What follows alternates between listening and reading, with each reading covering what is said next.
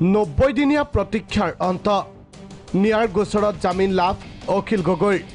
90 দিনতো অভিযোগনামা দাখিলত ব্যৰ্থ NIA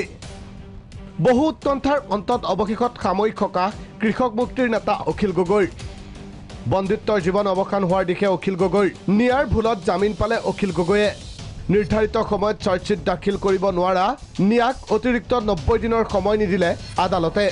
ন্যায় এক্সটেনশন বিচাৰি 90 দিনৰ এক্সটেনশন বিচাৰি পিটিশন দিছিলে আৰু নিয়াৰ সেই পিটিশনখন মহামান্য আদালতে ৰিজেক্ট কৰিছে আৰু দুই পক্ষৰ যেতিয়া যুক্তি শুনিলে যুক্তি শুনাৰ পিছত আৰু পুনৰ 90 দিনৰ কাৰণে তেখেতলোকক নিদিলে আৰু 90 দিনৰ যিটো চাৰ্জশ্বিট ফাইলৰ সীমা সেইটো অতিক্ৰম কৰাৰ পিছত আজি 91 দিন হ'ল আৰু অখিল গগৈক আজি আদালতে বেল দিছে নিয়াৰ গোচৰত 91 দিন কাৰাবাস খটা অখিলৰ জামিনৰ খবৰ মাত্ৰকে আদালতৰ চৌহদত উৎফুল্লিত হৈ পৰে কৃষক মুক্তি তথা অখিলৰ অনুৰাগী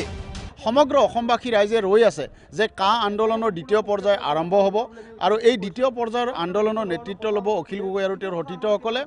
আৰু অখিল গগৈ মুকলি হৈ আহিলে অসমৰ ৰাজনীতিত নতুন এক ৰাজনৈতিক সমীকৰণৰ সূচনা হ'ব বুলি আমি আশা কৰোঁ